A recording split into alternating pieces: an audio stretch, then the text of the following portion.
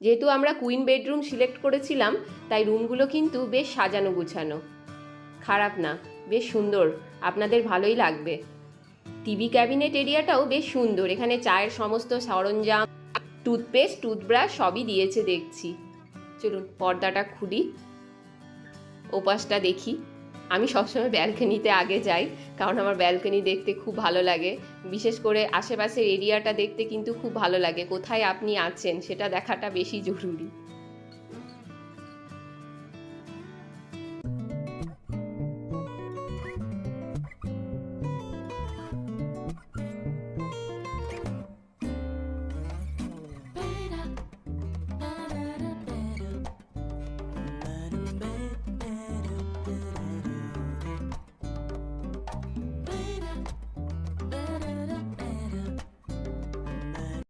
চলুন আর একটু ভালো করে আপনাদের রুমটা দেখিয়ে দিই। ও বাবা, এখানে আবার ছোট ফ্রিজও দিয়েছে একটা। আর এখানে ওয়ার্ড্রোব, ড্রেসিং টেবিলটাও বেশ সুন্দর আর ভীষণ পরিষ্কার সব কিছু। মানুষ প্রথমবার ফ্রিজ দেখছে। ওয়াও, ফ্রিজে হাওয়াও আসছে। পাহাড়ি নুডলস। অর্ণা যেহেতু খাবে না বলেছিল, তাই আর্যর জন্য খালি অর্ডার করেছিলাম। এখন তো দুই ভাই বোনে মারামারি করছে খাওয়ার জন্য। চলুন বাথরুমটা একটু দেখি কেমন। কোমোটে সিল করা, আর বেসিনও পরিষ্কার, একদম নিট অ্যান্ড ক্লিন। আর 24 আওয়ার গিজারেরও ব্যবস্থা রয়েছে।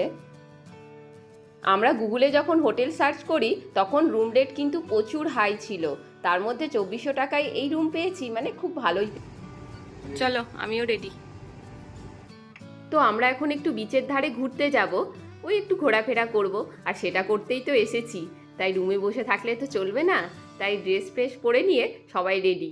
চলুন এবার আমরা একটু ঘুরে আসি বিচের ধার থেকে।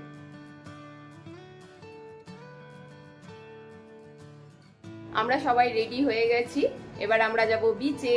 চলুন তাহলে বিচে যাই।